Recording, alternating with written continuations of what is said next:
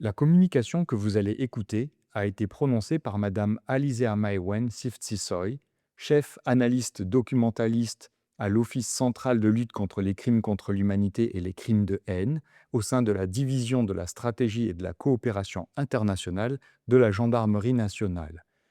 Madame Siftsissoy est également docteur en droit de l'Université de Rouen-Normandie, autrice d'une thèse consacrée à la répression des violences sexuelles durant les conflits armés par les juridictions pénales internationales et hybrides.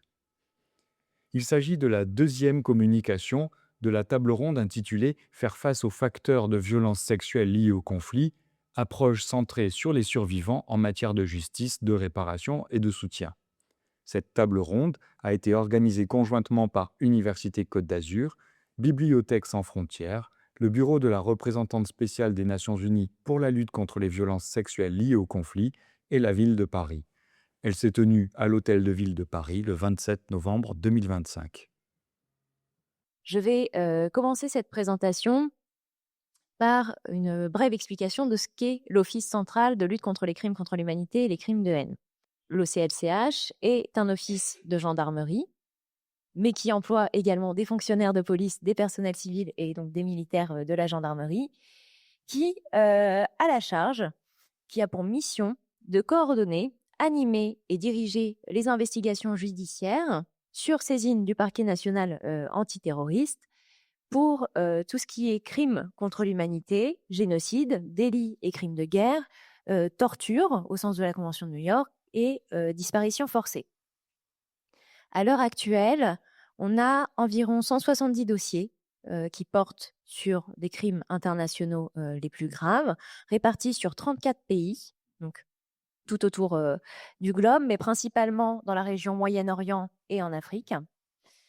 L'OCLCH est saisi de plusieurs procédures au sein desquelles des violences sexuelles ont été dénoncées, et je ne vais pas revenir sur les chiffres qui ont été énoncés par ma collègue Madame la vice-procureure, mais on a différents cas où des victimes ont été identifiées comme des hommes, femmes, enfants. Dans différents contextes, je peux citer le Libéria, la Libye, le Mali, le Rwanda, la Syrie ou l'Ukraine.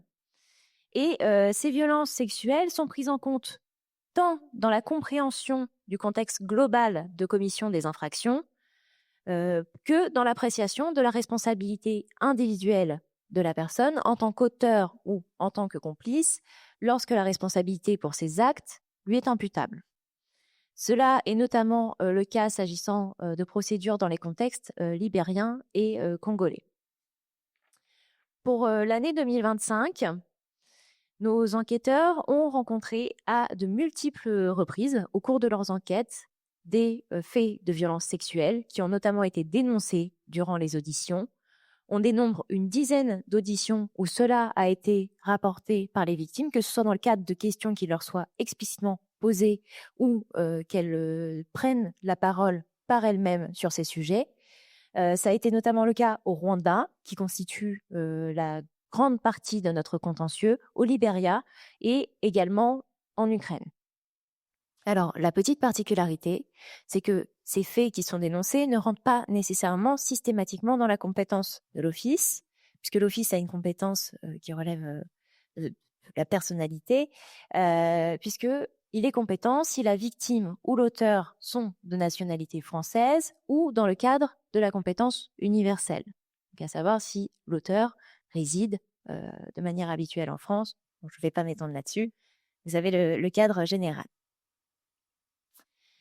Passé cette brève introduction, je vais aborder deux points principaux. Premièrement, les défis que l'on rencontre lors de ces enquêtes et notamment sur les questions spécifiques des violences sexistes et sexuelles qui sont commises durant les conflits armés. Et enfin, les méthodes spécifiques que nous employons pour faire face à ces défis. Donc, premier défi, et qui, je pense, est partagé non seulement au niveau national, mais au niveau international sur ces questions, c'est la difficulté d'obtenir des preuves matérielles en matière de violences sexuelles. L'Office intervient donc sur de nombreux terrains de conflit qui s'étendent dans le temps, dans la durée. Les conflits sont des processus extrêmement longs. Et par exemple, si je vous prends le cas du Rwanda, on enquête toujours, on se rend sur le terrain 30 ans après les faits. Les preuves matérielles s'effacent malheureusement avec le temps et on ne peut généralement pas intervenir sur les terrains au moment même du conflit armé, que ce soit pour des raisons sécuritaires, des raisons diplomatiques. De fait, l'accès à ces preuves sur le moment X de la commission des violences sexuelles est extrêmement complexe. Également, le poids du tabou et de la stigmatisation des victimes va rendre difficile la libération de la parole, la dénonciation de ces violences auprès d'autorités, des autorités qui commettent parfois elles-mêmes ces violences. Donc, elles sont généralement tues durant cette période. Par ailleurs, les déplacements de population et l'insécurité conduisent à des défis majeurs sur le recueil des témoignages, sur la préservation des éléments de preuve, et souligne l'importance d'une prise en charge globale des survivantes lors des investigations de terrain. De fait, sur les violences sexuelles, la grande majorité de nos preuves réside dans la preuve testimoniale, sur les témoignages que les victimes nous rapportent de violences sexuelles. Autre défi, c'est le besoin de coordination que l'on observe dans les situations de conflit, notamment avec une formation des enquêteurs étrangers, donc des enquêteurs locaux qui sont sur les terrains à ce moment-là, puisque pas nécessairement formés sur la question du recueil des témoignages des victimes de violences sexuelles, du traitement, de leur accompagnement, qui pourtant est essentiel pour cristalliser, pour glacer la preuve à ce moment-là. Également, notre besoin d'intervention en coopération avec des équipes internationales et locales et l'adaptation de nos méthodes à des contextes et des terrains extrêmement complexes et notamment multilingues. En effet, cela implique l'intervention d'interprètes, de traducteurs qui induisent une personne supplémentaire dans le recueil du témoignage, avec tous les défis que cela engendre de par la complexité de ce que la victime raconte, dont elle témoigne, et également complexifie les recherches menées, puisque on appuie l'ensemble de nos dossiers par des ensembles de recherches documentaires qui doivent se faire dans les différentes langues, puisque généralement ce n'est pas présenté par les médias internationaux, donc c'est par les médias locaux, généralement même pas par les journaux officiels, notamment lorsque les violences sont commises par les forces du régime. Donc ça implique des recherches, notamment en open source, et dans les langues spécifiques. Donc ce grand besoin d'adaptation. Et enfin, troisième défi que je vais aborder là, la nécessité d'un dialogue constant entre les enquêteurs, les magistrats et les organisations de la société civile pour réduire l'impunité et renforcer la confiance des survivants et des survivants dans le système judiciaire. Donc face à ces défis, on a pu développer, notamment en collaboration avec le Parquet national antiterroriste, des méthodes d'enquête spécialisées. Donc, premièrement, comme je voulais signaler d'ores et déjà, l'importance de la formation continue des enquêteurs sur les spécificités des violences sexuelles. Cela implique des techniques d'audition adaptées afin d'éviter le retraumatisme des victimes, également afin de faire ressurgir ces faits de violence lorsque les victimes ne veulent pas ou ne peuvent pas en témoigner directement, donc poser la question explicitement.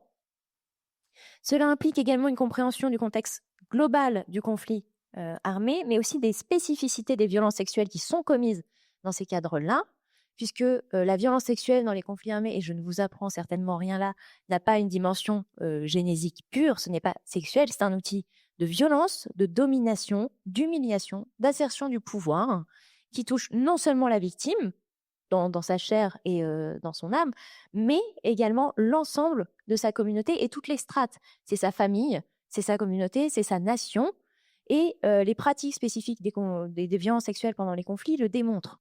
Lorsque l'on envoie des soldats infectés de maladies sexuellement transmissibles, violer des femmes qui sont restées à l'arrière, c'est pour transmettre ensuite ces maladies à l'ensemble de la communauté et les stigmatiser.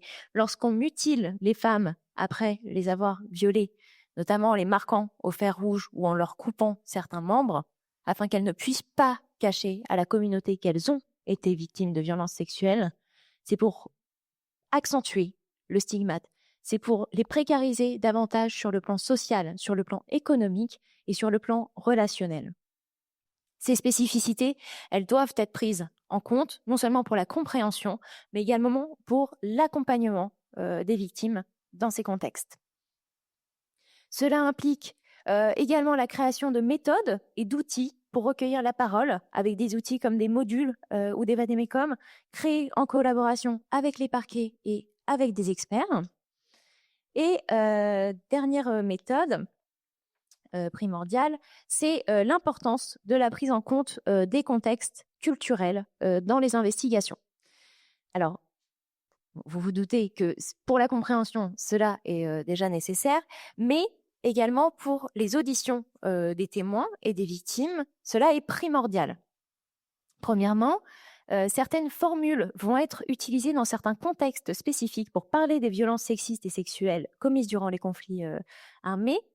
Et si on n'a pas connaissance de ces formules spécifiques, les enquêteurs peuvent malheureusement passer à côté de ces faits. Dans certains cas, les femmes ne vont pas dire « il m'a violée », ils vont dire « il m'a faite femme, il m'a prise comme épouse ». En réalité, ce sont des terminologies euphémistiques détournées qui servent à témoigner de ces violences. Également, il y a certains éléments de langage corporel, du langage implicite, qui permettent de comprendre ce qui s'est passé et également de détourner certains biais cognitifs que l'on peut avoir. Dans nos sociétés occidentales, si quelqu'un vous parle en détournant le regard, va baisser les yeux quand il vous parle, vous allez généralement prendre ça comme un signe de soit de pudeur, mais généralement vous allez vous dire la personne est en train de chercher, elle va peut-être inventer un peu ce qu'elle est en train de me dire. Dans certains contextes, notamment au Rwanda, lorsque la personne baisse les yeux, lorsqu'elle va témoigner, elle va en fait marquer un signe de respect et surtout, ça va être un marqueur de sincérité pour son discours. Et c'est là l'enjeu, puisque généralement les enquêteurs sont occidentaux. Donc, comprendre ces différences culturelles dans le langage corporel afin d'établir avec certitude, avec clarté, ne pas passer à côté des faits de violence sexuelle. Alors également, on a des méthodes pour la protection des victimes et témoins. On forme nos enquêteurs au recueil de la parole afin de ne pas les retraumatiser, afin de les accompagner, d'avoir ce traitement en sécurité, qu'elles soient prises en charge dans des pièces spécifiques avec les personnes qui pourraient les accompagner sur le plan psychologique notamment. Et enfin, dernière méthode, et qui relève aussi du défi, c'est la collaboration avec les organisations de la société civile. Cette collaboration, elle est absolument essentielle, notamment en ce que l'accès au terrain, comme je vous l'ai déjà dit, est complexe, qui s'inscrit dans le temps, qui parfois c'est tout simplement impossible. Chaque État étant souverain, c'est à lui de décider s'il invite des enquêteurs d'un autre État à venir enquêter sur des faits sur son territoire national. Les OSC sont généralement déjà sur place. Elles ont cet accès au terrain, elles ont ce lien privilégié avec la population, elles ont la connaissance spécifique et elles permettent de faire ce pont entre société civile et institutions. Toutefois, cela représente parfois quelques défis. Donc, cette collaboration, elle a bien été prise en compte par les différentes organisations internationales. On a des guides pratiques pour le recueil de la preuve par les organisations de la société civile qui ont été notamment développés par Eurojust et qui sont généralement appliqués par les organisations de la société civile. Mais on a eu des cas, notamment sur des témoignages de violences de genre durant les conflits, où des OSC, en fait, menaient des auditions par elles-mêmes de victimes. Et lorsque nos enquêteurs se rendaient sur le terrain, ils étaient confrontés à des victimes qui nous disaient « Mais en fait, j'ai déjà donné mon témoignage à la police. » Ils disaient « Non, c'est la première fois qu'on vient, on se rencontre pour la première fois. » Et en fait, étaient persuadés que le témoignage qu'ils avaient livré à des organisations de la société civile était le témoignage aux autorités qui allait permettre d'être une preuve dans une procédure judiciaire. Donc, on a besoin de cette clarté, de cette clarification. Et voilà, essentiellement ce gros défi dans la collaboration, mais on travaille en étroite collaboration avec elles et notamment au sein de la division de la stratégie de la coopération internationale, qui est une procédure nécessaire. Donc, en fait, tous les contacts qu'on a avec les OSC passent par notre division. Pourquoi ? Parce que ça nous permet de faire un premier filtrage. Premièrement, sur l'angle du renseignement, donc vérifier qui est l'organisation qui nous contacte. Et deuxièmement, d'assurer une impartialité dans les enquêtes qui sont conduites afin d'éviter toute accusation de promiscuité, de compromission des enquêteurs qui auraient un lien direct avec les organisations de la société civile. Donc on filtre ces informations, ensuite on donne les éléments aux enquêteurs, ce qui permet d'assurer la solidité de nos dossiers face aux juridictions et face à certains arguments qui peuvent être invoqués par la défense. Et enfin, pour conclure, je vais aborder quelques pistes d'amélioration qui peuvent être mises en place dans le recueil de la parole et des preuves en matière de violence de genre durant les conflits armés. Donc, premièrement, l'amélioration des canevas et des questionnaires d'audition. Comme vous l'a dit Madame Sophie Havard, on y travaille, notamment avec des questions spécifiquement établies pour faire ressortir ces faits de violence de genre, avec également des annexes spécifiques au conflit.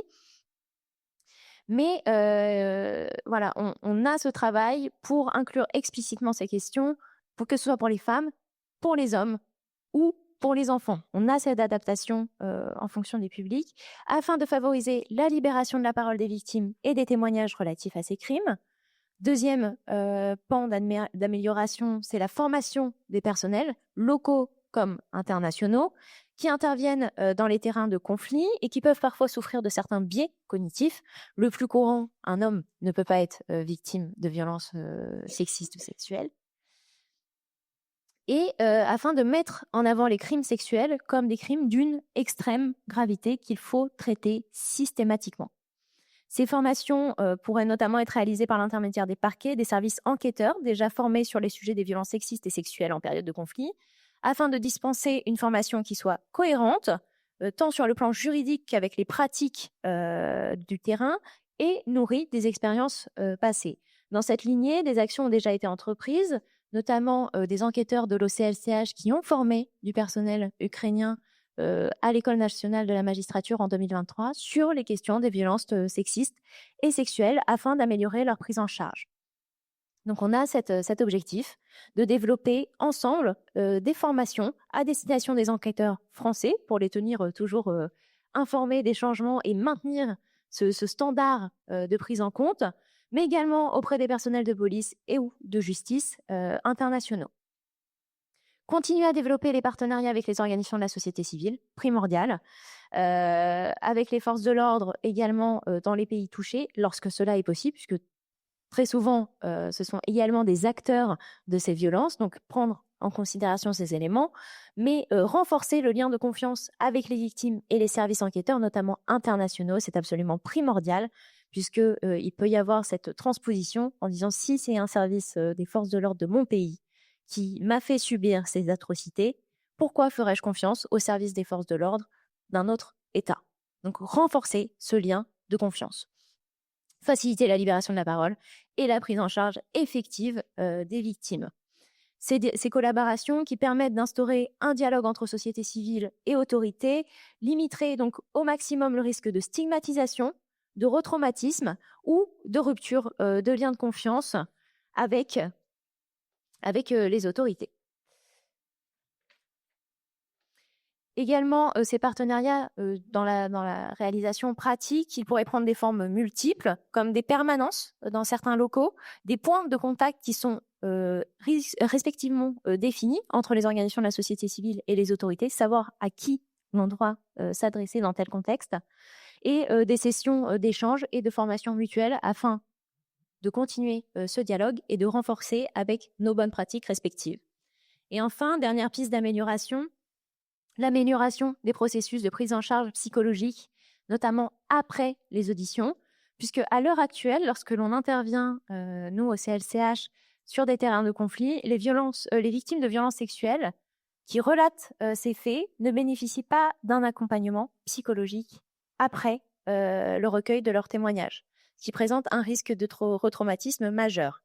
Donc, l'assistance d'un psychologue spécialement formé sur ces questions est absolument nécessaire Et cela pourrait être mis en place non seulement avec les autorités locales, mais pourquoi pas avec les autorités diplomatiques françaises qui sont présentes à ces moments-là, donc qui pourraient faciliter cette mise en place, ou avec le concours d'organisations de la société civile. Et dans cette dernière hypothèse, avec le pendant où il faudrait établir des règles et des vérifications strictes afin d'éviter tout conflit d'intérêts avec une organisation de la société civile qui pourrait potentiellement prendre part aux procédures ou se porter partie civile dans ces éléments-là. Je vous remercie.